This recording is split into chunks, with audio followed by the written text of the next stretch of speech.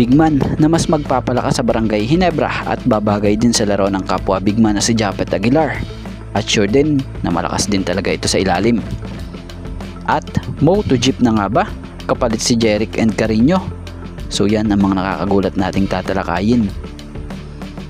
So may nabasa nga tayo na post dito sa post ni PBA Insider News na sinasabi rito, I heard that San Miguel Beermen have put Mo Tautua on their trading block.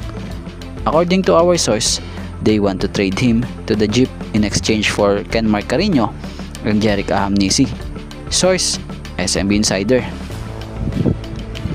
Bilang opinion at reaksyon natin dito, kung sakali mang makuha ng SMB itong si Kenmark and Jeric Ahamnisi, siguro naman mawawala na ang may issue na player nung nakaraan sa nasabing koponan. So gaya ng sinasabi rito, kung nilagay man sa trading block si Mo, possible baka nga totoo dahil sa di nga masyado natin nakikita na paggagamit ng SMB ito. Kadalasan nga mas nakikita pa natin ginagamit bilang backup kay Junmar itong si JM Calma. So umapunta man si Carino sa SMB, di pa rin naman ito magagamit dahil injured pa nga rin ito at di pa alam kung kailan pa ito makakapaglaro o makakabalik muli. Pero ang sure naman dito sa hinaharap naman may big man silang may magandang tindig dahil sa matangkad ito na pupwede talagang maging backup for Junmar. So kagandahan sa laro nito, may magandang footwork sa ilalim at may tira din ito sa labas. At yung Jeric Ahamnisi naman isang legit na guard na may maayos na opensa. Literal na sharpshooter ito at kasalukuyang nag-average nga per game dito sa Terra Firma ng 17 points per game, 5 rebounds per game, and 2.57 assists per game. So maaasahan talaga ang player na to. At about naman kay Mo, kung sakali mang mapunta ito sa Jeep, siguro naman goods din ito para sa Jeep at least. Magkakaroon talaga sila ng big man na siyang kulang talaga sa koponang yan.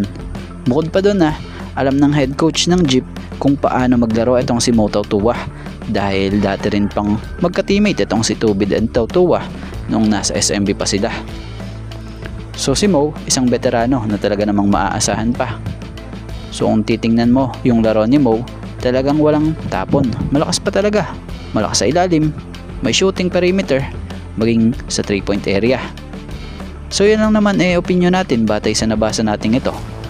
So lilinawin lang po natin wala pa namang trade na nangyayari. Kumbaga, nagbigay lamang tayo ng kaunting reaction at opinion. Pero ano ang opinion nyo kung halimbawa mang mangyayari? Fair trade ba ito?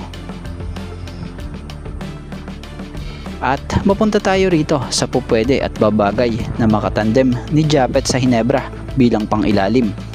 So bagamat may Norbert Torres na at Troy Rosario na siyang madalas inaasahan ni Coach Tim na katuwang ni Japet sa ilalim, pero kung mas kailangan pa nga yata ng isa pang katuwang niya para naman hindi lahat buhat niya pag nasa pwestuhan sa ilalim. So si Japet Aguilar siya yung pinakamatagal ng Ginebra player ngayon sa lineup. Grabe nga din yung mga nagagawa niya sa team, yung sakripisyo. Pero worth it naman.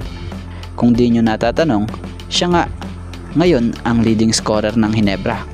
So sa edad niya na iyan maaawa ka na lang talaga dahil sa laki ng responsibilidad na nakapatong ngayon sa balikat niya. At kita mo naman or kita naman natin na kinakaya niya kahit pa paminsan-minsay pagod na talaga siya. So isa lang sa opinion natin ang nakikita nating pupwede at makakatulong talaga sa kanya sa pang-ilalim at babagay kahit pa nga po pagsabayin sila. So ito nga si Vic Manuel. So maaalala nyo sa isang interview noon sa PBA Moto Club, may nasambit ito na okay daw siya maglaro para sa Ginebra. Ang tanong na nga lang yung management nga daw kung kailangan pa daw yung serbisyo niya. Ayon nga raw kay Manuel, credit po. Gusto ko sana maging teammate sa PBA si Japet. Sa SEA Games lang kami naging magkakampi. Sayang, di nabigyan ng chance. Pero malay mo, maging magkakampi kami sa Ginebra.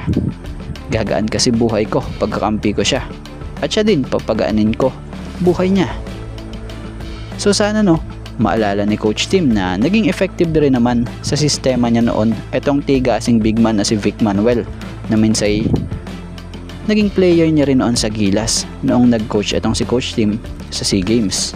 Dahil kung sakaling isahog yung Manuel sa Hinebra.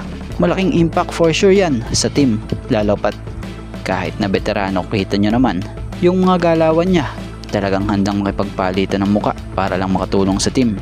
So kung hindi man ngayon, sana sa mga susunod na conference o season kung may pagkakataon. So yun lang naman suggestion at opinion natin. Pero kayo, ano ang opinion nyo? Sinong bagay na big man na nakikita nyo na babagay itandem kay Japet Aguilar sa Hinebra para di naman sobrang pagod ito?